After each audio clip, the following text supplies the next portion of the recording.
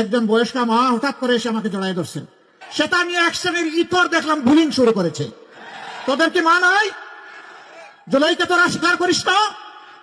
যদি জুলাইকে ধারণ করিস তাহলে এমন একজন মাকে কেন তোমরা অপমান করছিস? কথাগুলো শুনলেন, আমি কিছু কথা বলতে চাই।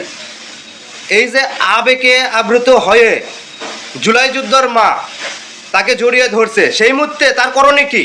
সেই মুহূর্তে তার করণীয় কি? সে তো একজন বাংলাদেশের প্রধানমন্ত্রী পদপ্রার্থী, একজন বাংলাদেশের প্রধানমন্ত্রীর পদপ্রার্থী, তাকে জড়িয়ে ধরছে।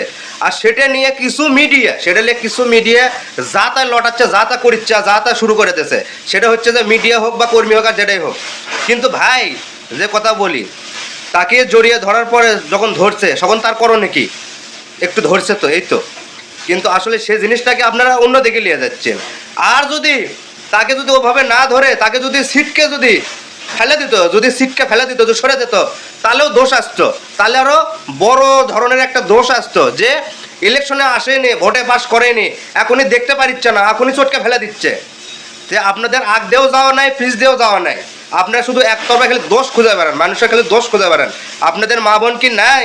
সবারই মা বোন আছে। সুতরাং এইগুলো বিভ্রান্তি না সরে মানুষের ভেতর সমালোচনা না করে নিজেরা ভালো হওয়ার চেষ্টা করেন, নিজের চরকায় তেল দেন। নিজে কি করেন আজ নিজেকে দেখেন, নিজের ব্যাকগ্রাউন্ড আগে খোঁজেন, তারপরে অন্যের দোষ খোঁজেন। বোঝা গেছে? আগে নিজের ব্যাকগ্রাউন্ড খোঁজেন। আপনি শুধু অন্যের দোষ খুঁজে পারেন, আগে নিজের দোষ খোঁজেন, তাহলে আপনি অন্যের দোষ খুঁজে পাবেন না। সোশ্যাল মিডিয়ায় এসে যাটাই লতান, যাটাই মনে করেন বলা শুরু করে দিয়েছেন। আপনারা সামান্য জিনিসকে আপনারা একেবারে কাটসাট করে মনে করেন যে যা কিছু শুরু করে দিয়েছেন। সরে দিলেও সমস্যা, জোরে ধরলেও সমস্যা। আপনারা মনে হয় একেবারে ধোয়া তুলসী পাতা হয়ে গেছেন, ধোয়া তুলসী পাতা। অন্যায় খালি ওই লোকটাই করছে, আর আপনার ধোয়া তুলসী পাতা, আপনাকে কোনো দোষই নাই।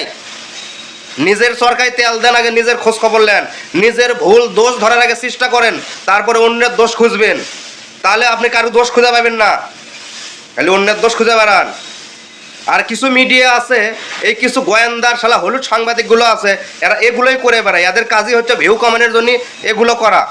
এরা ভিউ কমানোর জন্য এই কাজগুলো করে, এই গোয়েন্দারের বাচ্চারা, এই হলুদ সাংবাদিক, হলুদ মিডিয়ারগুলো। সত্য প্রকাশ করবে চায় না, বাস্তবতা তুলে ধরবে চায় না। এরা শুধু কাটসাট করে মিথ্যে কিছু গুজব, এগুলো কিভাবে সরান যাবি, কিভাবে ভিউ কমান যাবি, কিভাবে কার পক্ষে তেল মাখা যাবি, শুধু তেল মাখার কাজ করে। অর্থাৎ সত্য যে সত্য নিয়ে কাজ করেন, মিথ্যে নিয়ে কাজ করেন, তাহলে আপনারা ভালো থাকবেন, জনগণের ভালোবাসা পাবেন।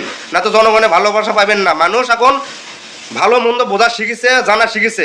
সুতরাং এগুলো করে কোনো লাভ নাই, যা করবেন ভালো মতো করবেন, বুঝে শুনে করবেন, সত্য প্রচার করবেন, সত্য প্রকাশ করবেন।